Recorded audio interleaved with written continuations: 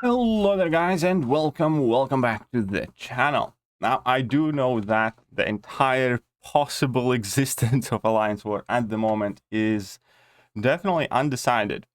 However, I do genuinely believe that the current plan or costs and limits on Alliance War potions will not remain as such for long. I do genuinely think that it will be adjusted because I don't think there can be any other possible way. I do think whoever designed that plan made a huge mistake, more than likely, because they are off in their cost estimations basically by a factor of 10. To make it workable, they basically need to make those potions pretty much 10 times cheaper, and instead of refreshing every 2 weeks, they need to be refreshing every 2 days or something. So I don't think it's going to remain that. I genuinely don't. Obviously, I will be closely following the situation there. All that being said, I did want to take a look at side-by-side rewards comparison and exactly how they got changed. It was a very purposeful decision by me not to kind of like delve into deep dive of the adjusted rewards. And I know that everybody's always looking at the top tiers, and fact of the matter is that very few alliances have a shot, comparatively speaking, but we need to look at the lower tiers as well, which is definitely something that we are going to be doing tier by tier. So when it comes to masters, then basically the 6-star shard count has been increased by 10,000. These selectors, the new selectors, are 25% pretty much all across the board. So you're not getting any more tier 5 CC. It's just that you can select them 25% by 25%, which is a decent way of delivering tier 5 CC. But obviously the big increase there is basically quadruple or triple increase in the rank 4 materials for the first spot, where the first place finish basically gives you almost a full catalyst of each, which is, a significant value to chase. And there's also a slight increase in tier 5 basics, but honestly, again, that's fairly inconsequential.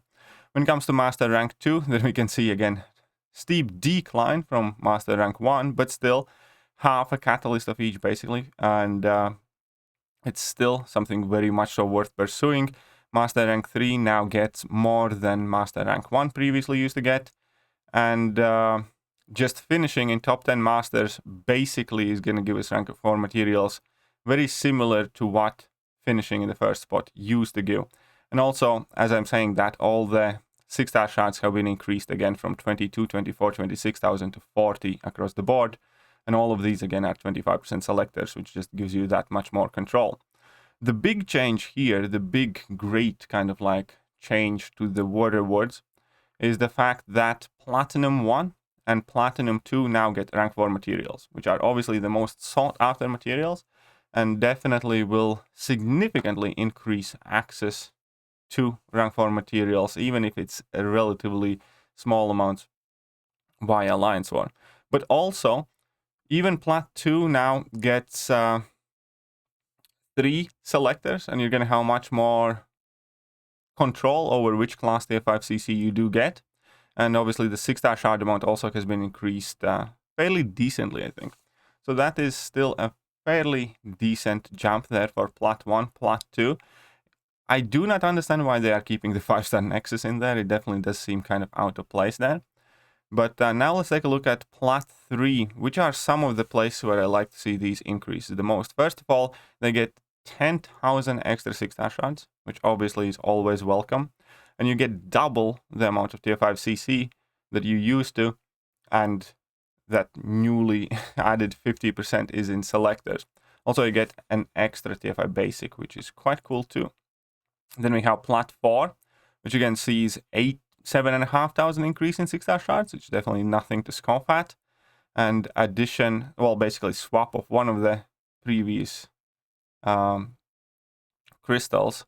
And actually, that's still a significant increase because these old crystals used to be 10% crystals. So Plat 4 used to get 40% of tier 5 CC. Now you're going to get an entirely full tier 5 CC basically. So that's, again, massive increase there. Going from 40% tier 5 CC to a full tier 5 CC. Well, 100% of tier 5 CC anyways. So that is, I think, fairly sizable increase. Gold 1 gets extra 5,000 6-star shards and extra 45% tier 5 CC and also extra tier 5 basic. So that's not too bad there. And gold 2 goes from 8,000 shards to 10,000 shards, which is fairly minimal increase, I'll be honest, but still going from 20% tier 5 CC to 50% is quite awesome, and having an extra tier 5 basic added there as well. Gold 3 gets extra 1,500 shards and extra 15% tier 5 CC. And then honestly, basically past this point, the changes are fairly minimal. Silver alliances still get increase. I believe Silver 1 and 2 does get an increase. And Silver 3 and below actually do not have their rewards change pretty much. Silver 3 does get extra tier 4 class Catalyst Crystal and extra tier 2 Alpha. But that's it. No more extra shards or no more extra rank up resources. And bronze and below is exactly the same as it was. So they didn't touch them at all. So overall speaking, I do think that it was high overdue when it comes to these rank rewards updates. At the same time, considering that this is spread out through the course of 6 weeks, I do think that the reward increase is extremely meaningful for the top half, I would say up until Plat. Honestly, Plat 2.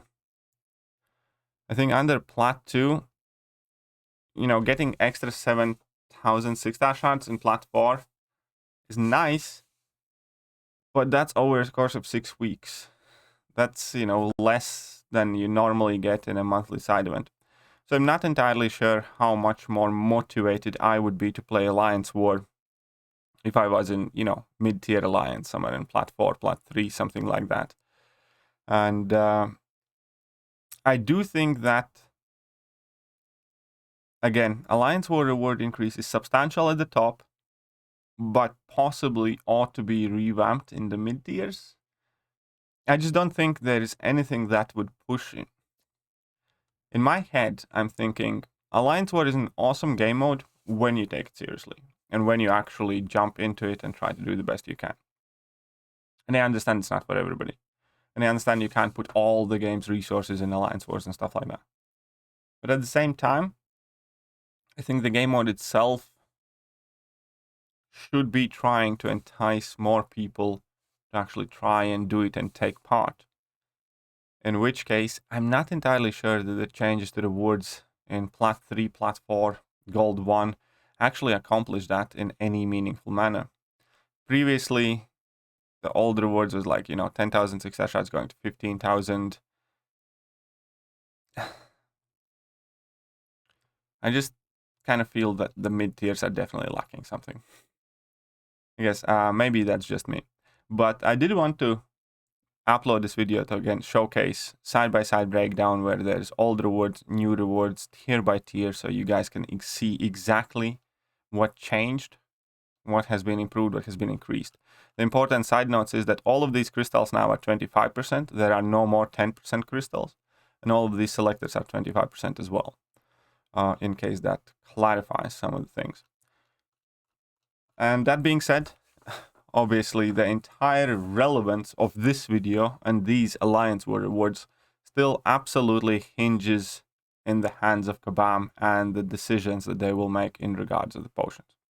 I will definitely keep covering that situation no matter what happens with it, but it's just so out. It's fascinating. They are legitimately out by a factor of 10.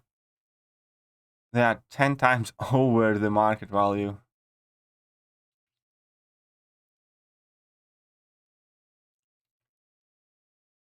I'm just baffled how something like that can be thought up.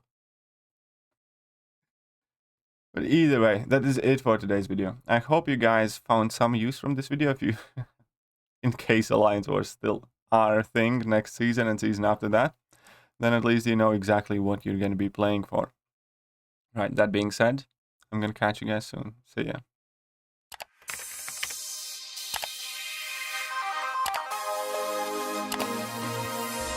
Hello there guys and welcome back to the channel. So we have all the information about the next